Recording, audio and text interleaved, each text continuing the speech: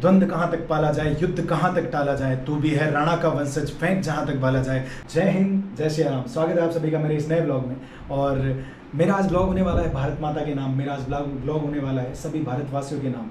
आंकड़ों की बात करते हैं तो पाकिस्तान नमक पैदा करने में दूसरा स्थान रखता है, मगर नमक हराम और आतंकवाद पैदा करने में पाकिस्तान का पहला स्थान आता है।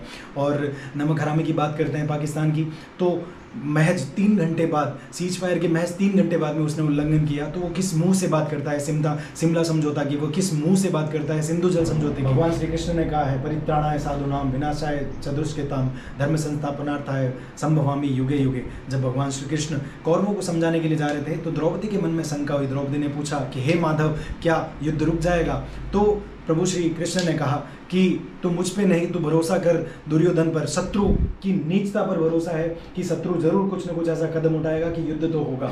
एयरफोर्स ने ऑफिशियल ट्वीट करके बताया है कि ऑपरेशन सिंदूर जारी है और उसकी बहुत ही जल्दी फुटेज भी हम अपलोड करेंगे। इसके बाद में भारत की अगर डिफेंस सिस्टम की बात करूं तो हम सिर्फ धन्यवाद कर रहे हैं S-400 का, जबकि सुदर्शन चक्र जिसमें 3 पूरे चक्र हैं, 3 भाग में से पहला भाग है S-400 जो रूस ने दिया था, है ना, बहुत ही घातक प्रणाली है। इसके बाद में आता है आकाश जो स्वदेशी है, भारत का है। आकाश नाम से ही पता चलता है धरातल से आकाश में ही, यानी धरातल से वायु में ही 30 किलोमीटर की रेंज तक वार करता है। और तीसरा आता है DRDO द्वारा ADS system, anti drone system. Anti drone system क्या करता है, जो भी जितने भी हमले हुए हैं ड्रोन के, उनको हाथों हाथ पता लगाकर उनको सफलतापूर्वक उनको डिफ्यूज किया है। जैसे कि बाड़मेर, अमृतसर और जैसलमेर में इतने बहुत सारे एग्जाम्पल हैं। साथ ही साथ मैं धन्यवाद करना चाहूँगा चाइना का भी। धन्यवाद इसलिए करना चाहूँगा क्योंकि उसने दिया है फेलियर क्या, FQ9 एक फेलियर एंटी ड्रोन सिस्टम है, जिसका आपको सीधा एग्जांपल पाकिस्तान की जनता आवाम देख रही है। द्वंद्व कहां तक पाला जाए, युद्ध कहां तक टाला जाए, तू भी है राणा का वंशज, फेंक जहां तक बाला जाए। और उसी तरह से भारतीय सेना अपने पूरे दमखम के साथ में भाले फेंक रही है। सारे आतंकवादी अड्डे जिस तरह से नेस्ता नाबूद किए जा रहे हैं, उसी तरह से। क्योंकि हम हैं वंशज श्री राम के। प्रभु श्री राम को यहाँ पर आदर्श माना जाता है। प्रभु श्री राम ने जिस तरह से समुद्र का चरित्र देखकर समझ गए थे, 3 दिन तक विनय आग्रह किया था, फिर भी जब समुद्र नहीं माना तो प्रभु श्री राम ने कहा था भय बिनु होत न प्रीत। तो उसी तरह से पाकिस्तानी सेना भय में है, और जब भय में होगी तभी प्रीत होगी, तभी वो आतंकवाद को पनाह नहीं देगी। और इस तरह से ही हम भारतीय एक साथ मिलजुल कर खड़े हैं भारतीय सेना के साथ में। मगर खड़े होने की ज़रूरत है उन सभी आदर्शों को जिनको हम आदर्श मानते हैं। आदर्श हम नहीं मानते हैं भारतीय सेना को, आदर्श मानते हैं हम उन एक्टरों को, उन क्रिकेटरों को, उन गायकों को, उन नायकों को जो कुछ नहीं कर पा रहे हैं, जो शांत हैं, जिनको सांप सूंघ गया है।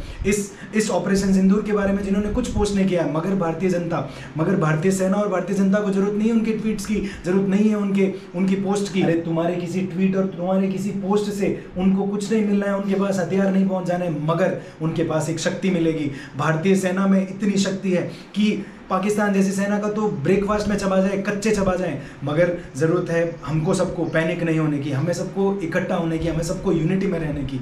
और जिस तरह से हम सब एकता का परिचय दे रहे हैं वो काबिले तारीफ है। दुश्मनों को मैं बता दूं कि भारतीय सेना सिर्फ अकेली नहीं है, भारतीय सेना के साथ 140 करोड़ भारतीय साथ में है।